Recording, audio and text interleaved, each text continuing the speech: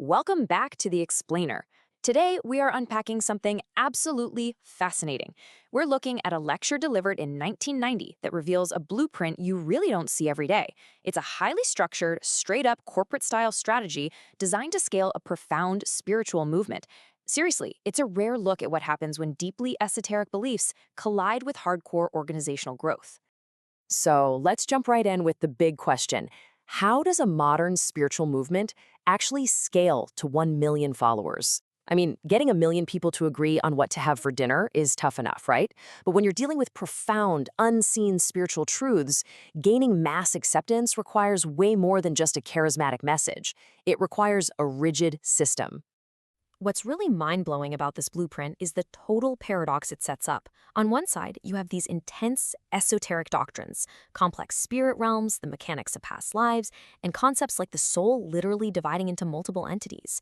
But then on the other side, the strategy to actually spread these beliefs relies on strict business acumen and worldly respectability. It's like mixing magic with an MBA.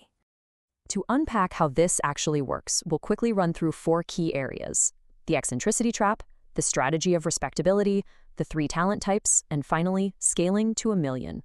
Starting right off with part 1, the eccentricity trap. Spreading hidden spiritual truths carries a very real historical burden.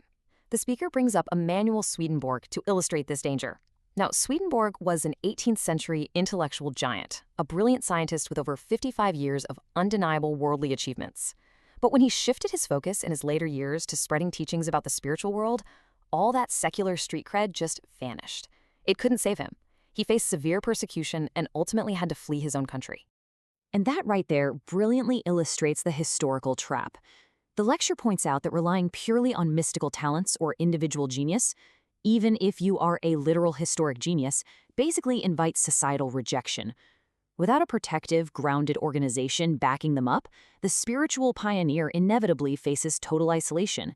Society just dismisses them as eccentric or weird, and, well, the message dies. Which brings us to part 2, the strategy of respectability. So how do you avoid Swedenborg's fate? The organization demands that its believers adapt using what they call the two-sword style. Think of a samurai wielding 2 blades simultaneously.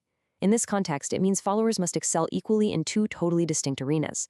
They need a deep, esoteric spiritual understanding, and at the exact same time, they have to achieve outstanding worldly professional success in their everyday careers. You absolutely cannot hide in a monastery. You've got to be out there killing it in the corporate world too. The core directive here is literally be respectable in this world.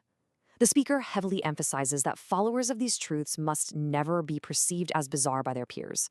Instead, they need to be highly capable, trustworthy professionals. Think about it. If a top-tier engineer, a bank manager, or a wildly successful entrepreneur holds these spiritual beliefs, society is far more likely to legitimize the message. Worldly success literally becomes the shield that protects the spiritual doctrine. Moving on to part 3, the 3 essential talent types.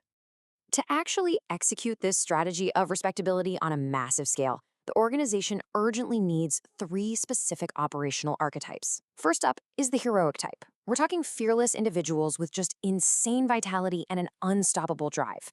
They are the frontline energy, breaking new ground. It kind of makes you ask yourself if you've got that sort of fearless momentum in your own professional life, doesn't it?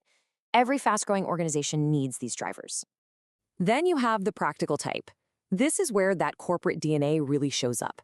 These are your sharp, clear-headed pros who absolutely excel in real-world business execution.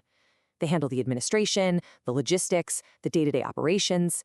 It highlights this surprising yet absolute demand for standard corporate acumen just to keep a mystical framework operating smoothly in the real world.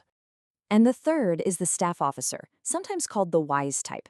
These are the master strategists, the deep thinkers, and the planners. They're the ones devising the brilliant tactics and forging new paths for expansion. It proves that the movement relies on intense, almost military-level planning to navigate modern society and make sure the message actually reaches the masses. Finally, part 4, scaling the movement. So those 3 talent types aren't just for show. They are the engine for some massive math-driven growth goals. The lecture impartially lays out some seriously aggressive targets. At the time, they were at about 50,000 members. The immediate near-term goal? Double that to 100,000. But the ultimate explicitly stated endgame was to scale to a staggering 1 million members. I mean, that is pure corporate level ambition embedded right at the heart of a spiritual organization. But you don't just wish your way to 1 million members. They calculated a strict operational requirement. They needed exactly 1,000 top-tier instructors. And here's the kicker. Every single one of those 1,000 leaders must flawlessly embody that two-sword style. They have to be those respectful, highly capable professionals who can teach profound spiritual truths without alienating modern society. As we wrap up this explainer, I want to leave you with a thought to ponder. We usually treat mysticism and modern corporate strategy like oil and water. But looking at this blueprint, you really have to ask, are worldly success and spiritual truth truly opposing forces? Or, in our modern age, is high-level worldly respectability actually a prerequisite to legitimize and scale profound beliefs? It's a wildly fascinating intersection of modern capitalism, societal perception, and the enduring human search for meaning. Thanks for hanging out with me for this one.